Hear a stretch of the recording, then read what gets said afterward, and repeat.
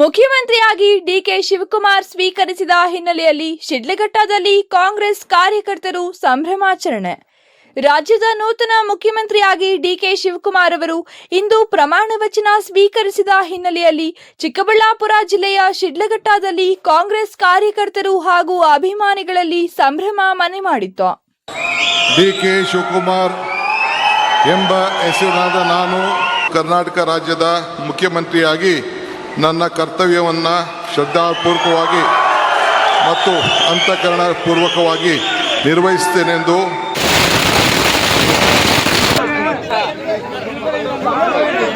DK Shivakumar ಸಾಹೇಬರಿಗೆ ಕಾಂಗ್ರೆಸ್ ಪಾರ್ಟಿಗೆ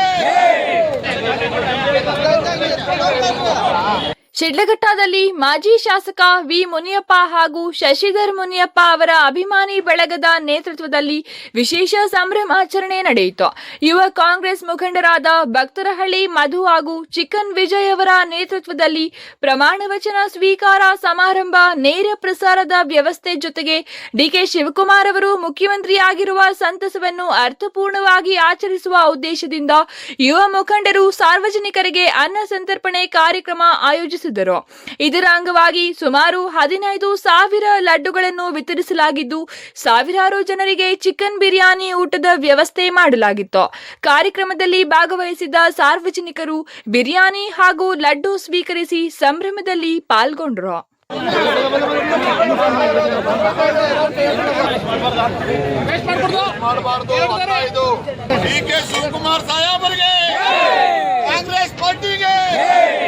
ಈ ಸಂದರ್ಭದಲ್ಲಿ ಭಾಗವಹಿಸಿದ್ದ ಜನರು ಯುವ ಕಾಂಗ್ರೆಸ್ ಮುಖಂಡರ ಸಾಮಾಜಿಕ ಕಾಳಜಿಯನ್ನು ಮೆಚ್ಚಿ ದುಂದು ವೆಚ್ಚದ ಆಚರಣೆಯ ಬದಲಿಗೆ ಅನ್ನ ಸಂತರ್ಪಣೆ ಮೂಲಕ ಸಂಭ್ರಮ ಹಂಚಿಕೊಂಡಿರುವುದು ಶ್ಲಾಘನೀಯ ಕಾರ್ಯ ಎಂದು ಅಭಿಪ್ರಾಯಪಟ್ಟರು.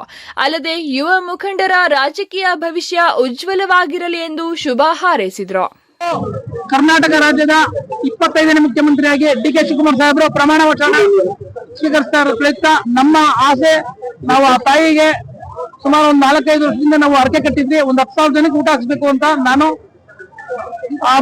ಅವ್ರ ಹತ್ರ ನಾನು 10 ವರ್ಷ ಇಲ್ಲ ಇದ್ರು 100 ವರ್ಷ ಪ್ರೀತಿ ಕೊಟ್ಟಿದ್ದಾರೆ ನನಗೆ, ಅದೇ ಸಾಕು. ಅದರಿಂದ ನಾವು 10,000 ಜನಕ್ಕೆ ಬಿರಿಯಾನಿ ಊಟ ಮತ್ತು ಲಡ್ಡು ವಿತರಣೆ ಮಾಡ್ತಾ ಇದ್ವಿ.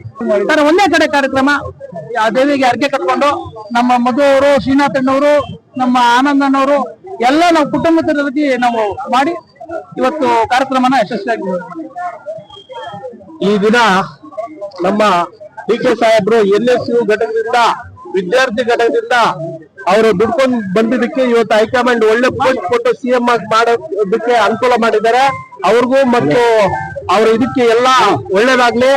ಮತ್ತೆ ನಮ್ಮ ವಿಜಯ್ ಕುಮಾರ್ ಅವರು ಸಾಕಷ್ಟು ಬಾರಿ ಅನ್ಕೊಂಡಿದ್ರು ಈ ತರ ಕಾರ್ಯಕ್ರಮ ಮಾಡ್ಬೇಕು ಅಂತೇಳಿ.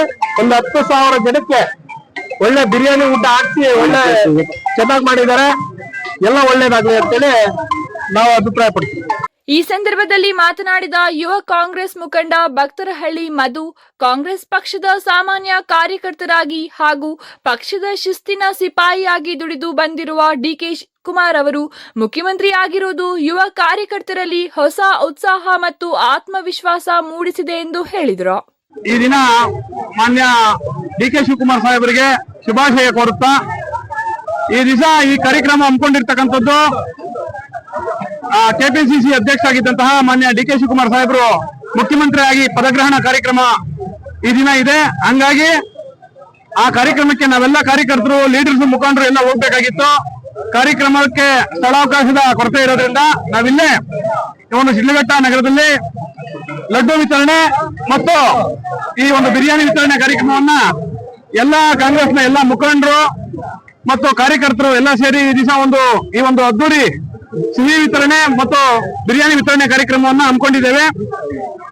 ಅಷ್ಟೇ ಅಲ್ಲದೆ ನಮ್ಮ ಯುವ ಉತ್ಸಾಹಿ ಯುವಕರಿಗೆ ಮುಖ್ಯಮಂತ್ರಿ ಸ್ಥಾನ ಸಿಗ್ತಾ ಇರ್ತಕ್ಕಂಥದ್ದು ಎಲ್ಲ ಕಾಂಗ್ರೆಸ್ ಕಾರ್ಯಕರ್ತರಲ್ಲಿ ಉತ್ಸಾಹ ತುಂಬಿದೆ.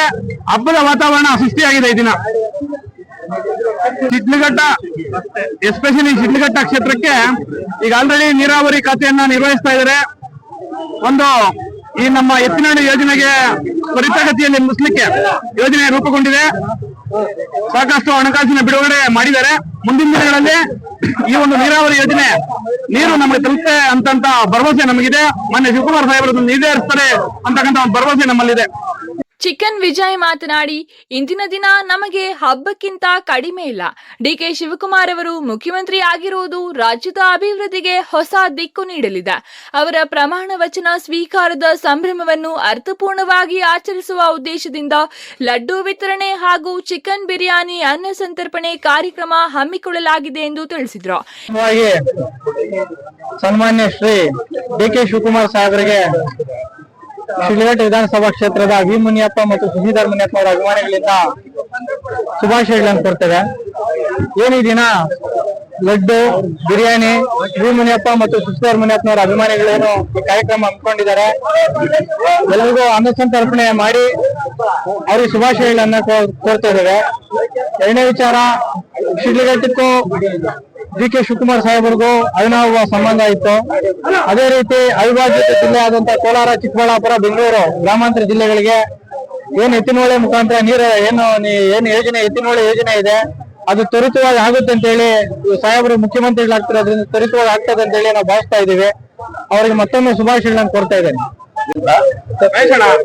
ಅಧ್ಯಕ್ಷರು ಇವತ್ತಿನ ಈ ದಿನ ನಮ್ಮ ಸನ್ಮಾನ್ಯ ಡಿ ಕೆ ಶಿವಕುಮಾರ್ ಅವರಿಗೆ ಶುಭಾಶಯಗಳನ್ನು ಕೊಡ್ತಾ, ಇವತ್ತು ಏನು 25ನೇ ಮುಖ್ಯಮಂತ್ರಿ ಆಗಿ ಒಂದು ಕರ್ನಾಟಕಕ್ಕೆ ಪದಗ್ರಹಣ ಕಾರ್ಯಕ್ರಮನ ಮಾಡ್ತಾ ಇದ್ದಾರೆ.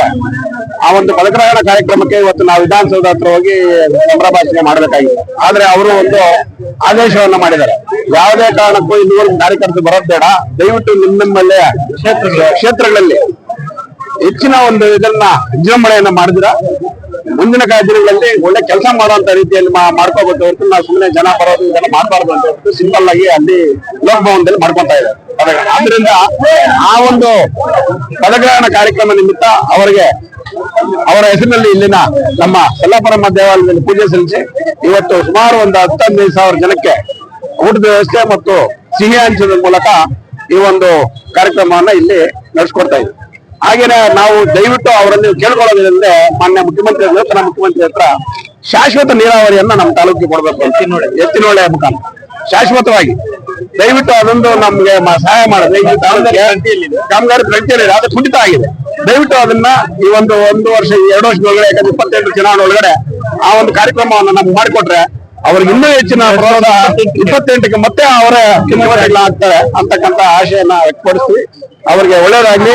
ಅವ್ರು ಇನ್ನೂ ಮತ್ತೆ 28ಕ್ಕೆ ಮತ್ತೆ ಮುಖ್ಯಮಂತ್ರಿಗಳಾಗ ಹೊರತ ಅವರಿಗೆ ಶುಭಾಶಯಗಳನ್ನು ಹಾರೈಸ್ತಾರೆ. ಈ ಸಂದರ್ಭದಲ್ಲಿ ಮುಖಂಡರಾದ ಆಂಜನೇಯ, ಮಹೇಶ್, ಅಂಬರೀಶ್, ಲಕ್ಷ್ಮೀನಾರಾಯಣ, ಮಂಜುನಾಥ್, ಪ್ರದೀಪ್, ರಾಕೇಶ್, ಮದನ್, ಶ್ರೀನಾಥ್, ರಾಜ್ಕುಮಾರ್ ಸೇರಿದಂತೆ ಹಲವರು ಉಪಸ್ಥಿತರಿದ್ದರು. ಜಂಗಾಲಹಳ್ಳಿ ಅಶ್ವಥ್, ಪವನ್ ನ್ಯೂಸ್ 1, ಚಿಕ್ಕಬಳ್ಳಾಪುರ.